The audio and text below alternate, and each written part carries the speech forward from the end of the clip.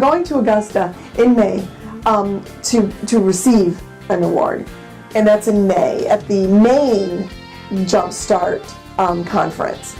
I went to the National Gemstar conference in Washington, D.C., and part of my award was an all-expense-paid trip there. All 50 states, well, 47 states were represented. Just 3 were not. And there was even people there from Australia. So what it was just a huge financial conference where there was incredible guest speakers. I heard really motivational speakers. You know, I've really never been to a conference that was run like this. So I came back feeling really renewed, like ready to, oh, now I'm excited. Okay, now I'm even more excited. And we took workshops. We could sign up for different workshops. And I've learned some little gold nuggets about things that I already teach that will really help me continue to build living on your own to the degree that I want to continue to build it. Yeah, and just it was really cool being around. I think there was 260 educators there, so it was big. There's a lot of people there, and they were all just really excited to be there and very knowledgeable. And there was times when we did work in groups, and I would love to go back. I would love to go back. The next one is in Los Angeles.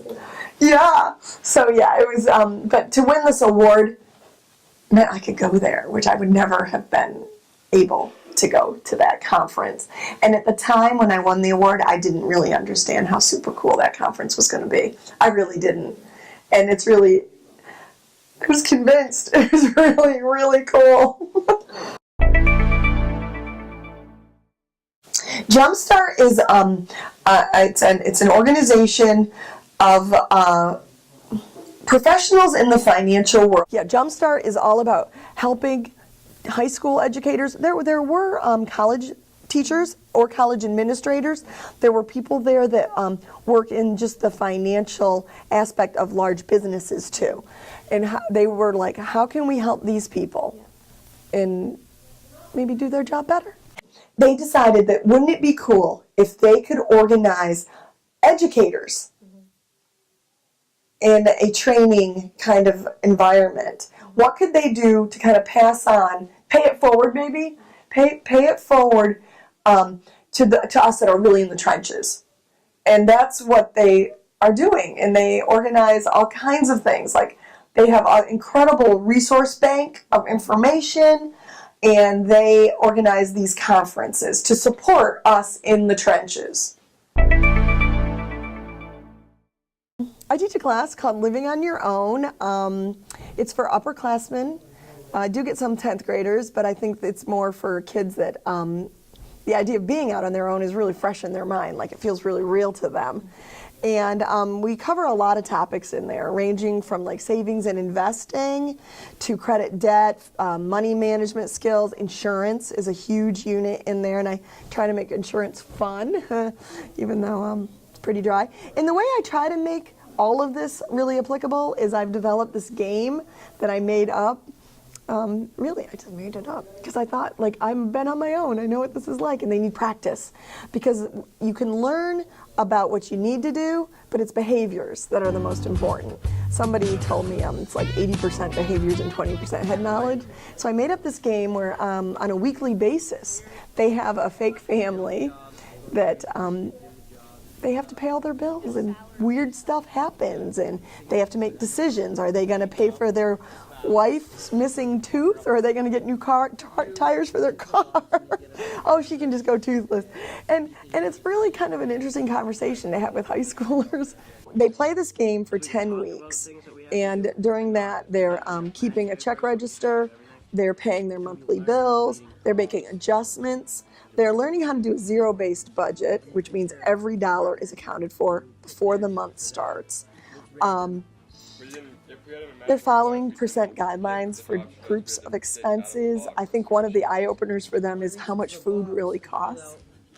Like, they'll tell me that they can eat ramen or peanut butter and jelly for a month. No, I don't think so. I think a lot of kids entering my class kind of feel clueless about how they're going to manage their money in the future. At least they do leave with, some kids have even said to me, I'm not so scared now. And that's super cool. Super cool to hear them say, I'm not so scared, and at least now I have a ballpark of what I need to be making to have a certain kind of lifestyle. And so you got to pick a career that's going to hopefully lead you down that path, you know? Begin with that end in mind. Or they know what they're not going to do. They don't want a spouse that works at McDonald's.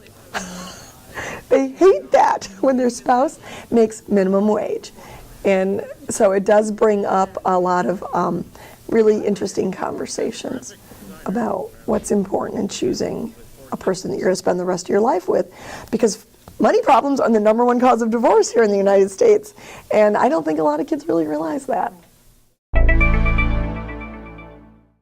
Fashion merchandising, I have an incredibly cool opportunity to do a real live small business.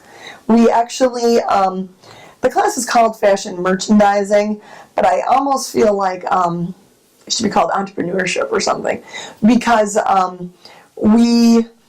they do learn some information about the fashion world, but it's more about creating something that's marketable and thinking and actually doing the creation, from design to problem solving to pattern making to learning the skills to actually do it, and then actually production, marketing it, and selling it. Right now, it's the fall semester, and during the fall, I teach childcare and parenting. And when I came to Sanford High, I asked that all my sections of childcare and parenting be in the same semester, so the preschool could run for at least 2 hours, if not 3. And right now it's running 4 hours, because I have 3 sections of childcare and parenting right now, and that's all I teach, is 3 of those. And then in the spring, I will teach living on your own and fashion. And will you do that game again?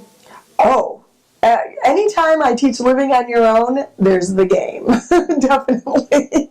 Definitely. That is a huge part of the class. The kids that, I think now the word of mouth is so huge that that's what they expect. They all want to play the game. How long have you done the game? I would say I made that up probably 10 years ago. Yeah, I've been doing the game a really long time. I have my Destiny box is full of like 300 things. Yeah,